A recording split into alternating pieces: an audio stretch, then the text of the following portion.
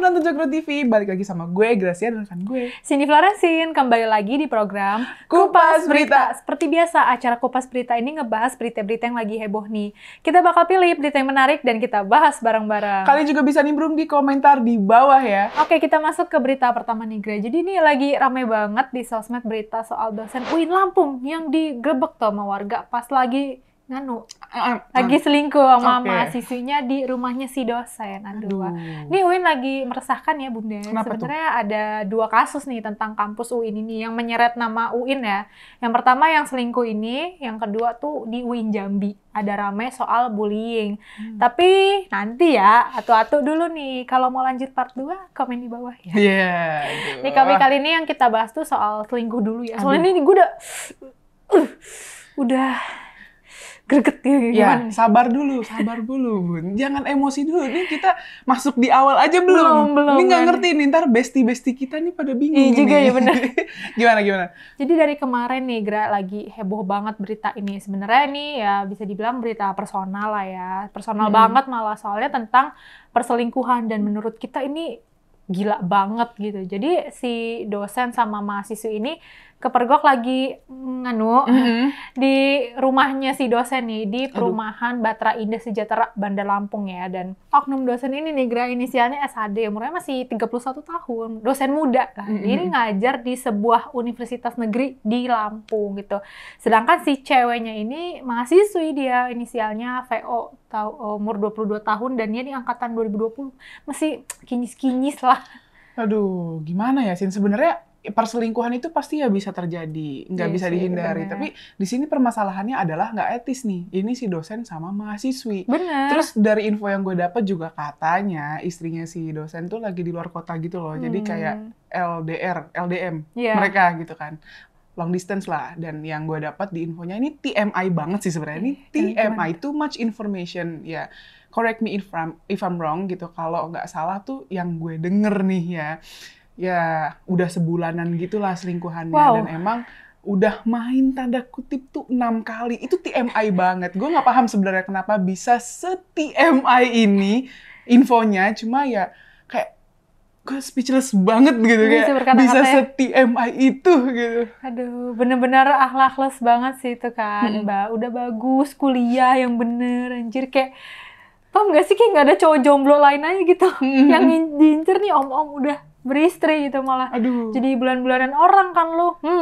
Makan tuh. Tapi lu tau gak sih si cewek itu ada video klarifikasinya tau? Apa, gimana tuh? Ya, tapi ya pokoknya dia tuh kayak bikin instastory gitu awalnya. Tapi ya tetap aja dibully netizen gitu. Cewek itu bilang dia korban.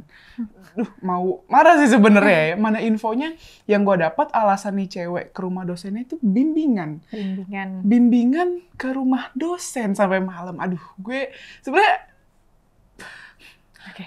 Oke, sebenarnya gue kasihan sama istrinya si dosen, sumpah. Maksudnya ini kan kita sama-sama cewek. Iya, bener. Tega sih, tapi ya gimana, Beb? Sekarang ya gimana sih keadaan mereka berdua nih sekarang gimana? Itu ngerusak nama baik kampus nggak sih? Ngerusak nggak sih? Dinonaktifin atau gimana nih? Nah ya, Gra, jadi kabarnya nih yang gue dapat, si dosen ini akhirnya dipecat. Jadi kata bagian humas UIN Lampung nih, Bu Anis Handayani ini bilang dosen itu kayak udah ngelanggar peraturan dosen lah. Pasti. Dan perjanjian kontrak gitu. Sedangkan si cewek ini ya di DO lah, akhirnya dikeluarin gitu sebagai mahasiswa UIN karena ya dia melanggar kode etik dan tata tertib selaku mahasiswa. Ya iyalah, selingkuh ya, mana mungkin gak di DO gitu. Gue cuma bisa tarik nafas di sini. Sebenarnya kalau kita pikirin dari 2 sisi ya, secara overthinking aja nih, emang ya bisa aja sih si cewek beneran korban. Ya, gue tahu kok apa yang lu pikirin.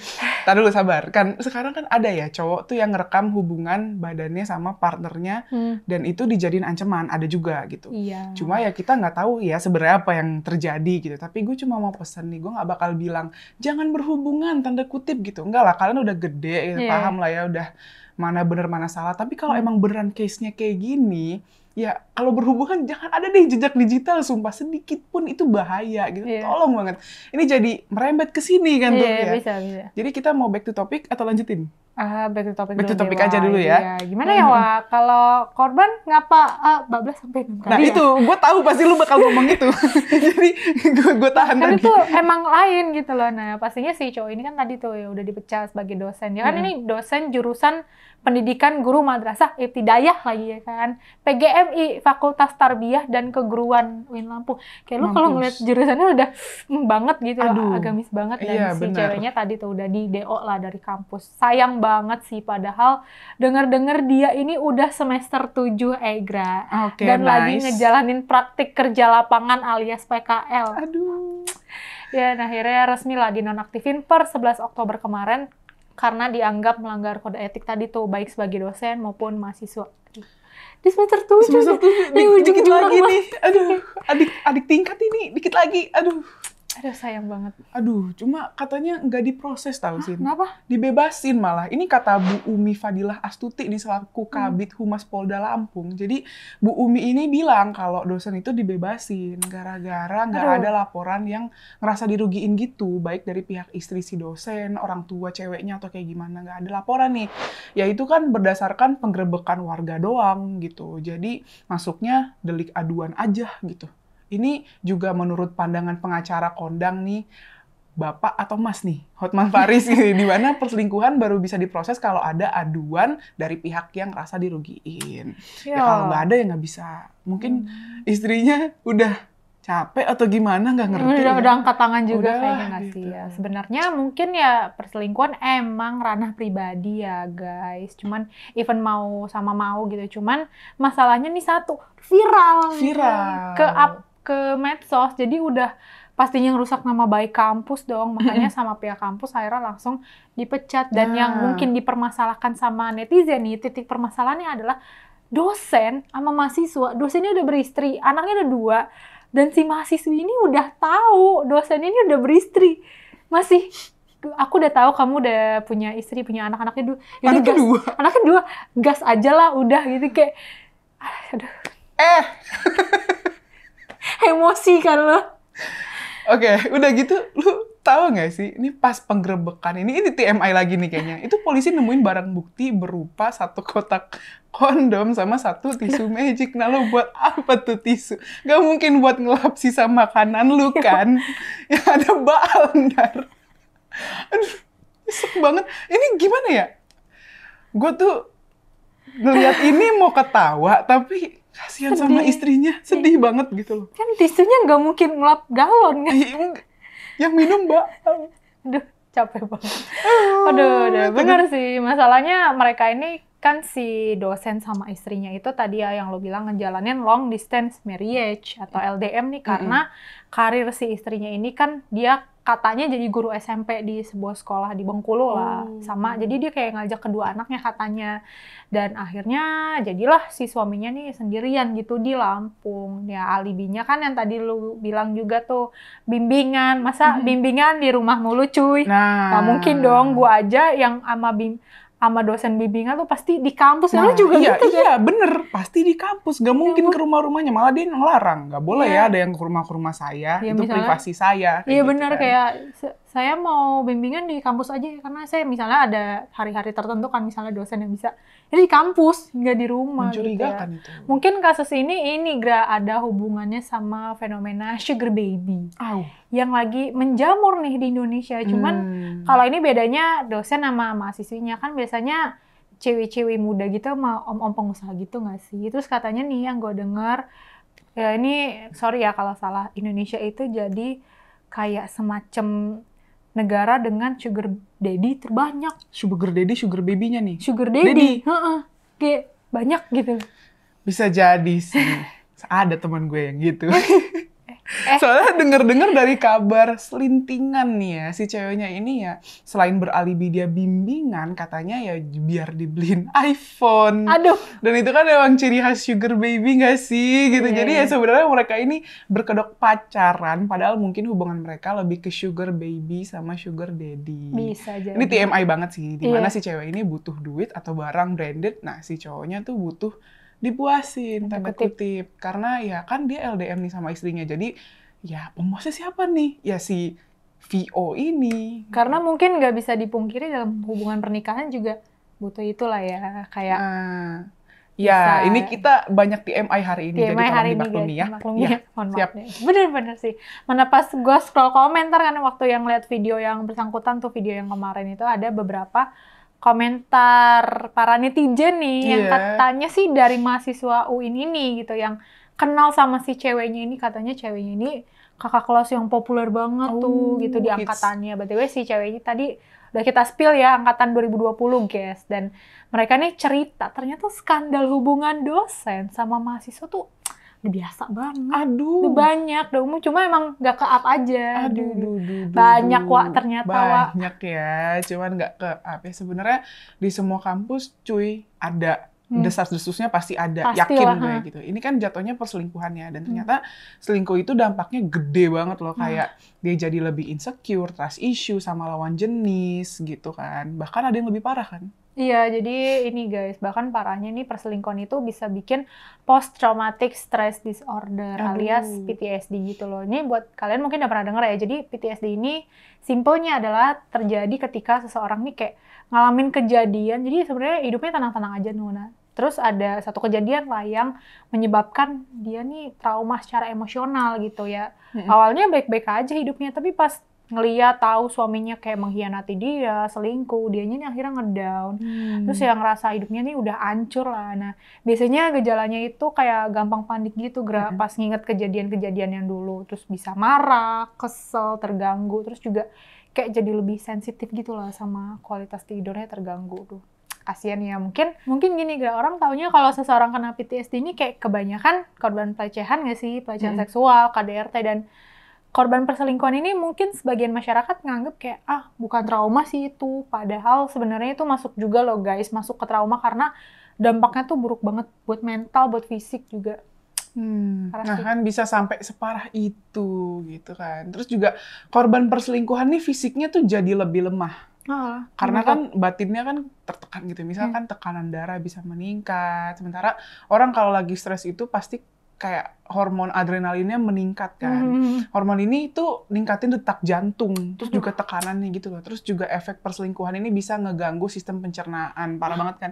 Orang tuh kalau udah banyak pikiran tuh kadang nyebar kemana-mana kayak mah kambuh karena nggak mau makan, kayak gitu-gitu kan. Memikirkan nasibnya ya, hidupnya gitu. Nah itu sedih banget sih. Makanya kita kasihan banget sama istrinya ini, karena takutnya pasti kena PTSD itu kan takutnya. Nah, kalau dari kasus ini bisa kita lihat lah, perselingkuhan itu berawal dari alibi bimbingan dan ada kesempatan dalam kesempitan. Tapi diulang sampai 6 kali. Iya, siap. Sekarang gini deh, kalau emang dia ini korban, ini menurut gue pribadi ya, kayak misalnya dia kayak bikin status terus dia bilang dia ini korban dan misalnya di bawah ancaman gitu, harusnya lapor aja nggak sih? Maksudnya kayak kalau dosennya udah macem-macem gitu lah ya, udah ngadi-ngadi, laporin aja, entah bisa ke orang tua lo atau misalnya lo nggak berani ngadu ke dekan atau apa, ke orang tua lo dulu deh gitu. Ini kan posisinya apalagi si cewek udah tahu si lakinya ini punya istri anak 2 lagi, kenapa masih digas juga anjir. Intinya ya jadi mahasiswa yang lempeng-lempeng aja lah aturan mah gitu, nggak usah macem-macem. Apalagi udah mau semester 7, udah semester 7 malah ya. Udah pinggir jurang itu tinggal lulus doang gitu. Nggak usah ngadi-ngadi lah, mana lagi magang atau PKL gitu. Ya Allah, Tuhan, sayang banget nggak sih ini perjuangan kuliah selama 3 tahun sia-sia di DO. Kasian orang tua juga ya, harusnya mikirin kan. Kayak udah bayar macam-macam apa, ternyata kok anak gue di DO, kasian banget. Iya, ngulang lagi. Tapi namanya juga udah jelek. Iya pasti juga. Jejak digital kan nggak hilang. Iya benar, please lah. Jadi mahasiswa kupu-kupu lah, kuliah pulang. Iya, kita menyarankan kupu-kupu aja. Kupu-kupu, kalau kura-kura janganlah. Capek.